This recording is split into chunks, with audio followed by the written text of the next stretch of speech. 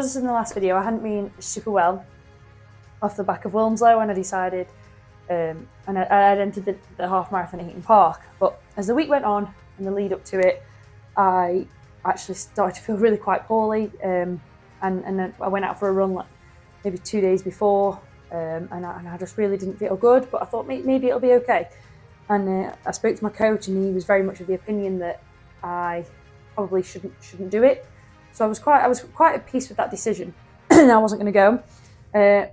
But the day before came round, and I thought, I'm going to have to just go and try. I woke up in the morning and I didn't feel brilliant, but I just thought, you know what, I'll just treat it as a training run. I won't look at my watch once, and I will just run. I will just enjoy running. I will just enjoy racing, and I will just pick a person and sit on their shoulders. And that was exactly what I did. It was a 4-loop course. I sort of did a figure of 8, which meant that it was actually a really good spectator event, at Heaton Park Half Marathon. I probably saw my mum, I don't know, 3 or 4 times per loop, maybe more. I actually missed her a few times because it got so busy. The downside being the 10K sets off maybe half hour later, and so when I'd done my first loop, I literally ran straight into the back of the 10K, so chaos running down the sides. But I ran the first 11 miles with a guy that we really towed each other around. It was really nice, and I couldn't believe when I finished. The elevation was around 8 times more than Wilmslow, something like that.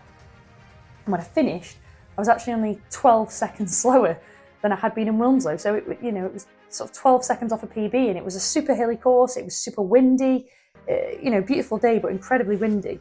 And so I was, really pleased with how I did. So I came back off the Heaton Park Half Marathon pretty buzzing and feeling a little bit more like myself.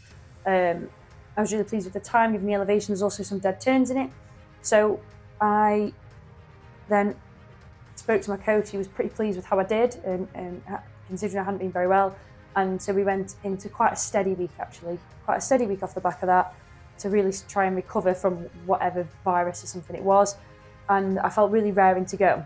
So I've just had a really hard week off in the run up to going on my triathlon camp with my coach, with Challenge Tri Camp. So I've basically done like a 16-hour, 17-hour training week. I had to get up at 4:30 on Wednesday, so I could train before work, because I was going out for a curry on Wednesday night. So I've had a massive training week in the run up to the triathlon camp. I feel like I'm back. I feel on form. I feel really ready to go. All my training sessions have gone really well. I've been running well, riding well, swimming well, and I'm really, really excited now to go on camp and to really crack on with some hard training. And once I get back from there, it's just the roll straight on into Outlaw then. So into the half Ironman. So I'm excited. I'm excited for the back end of April. I'm excited for May.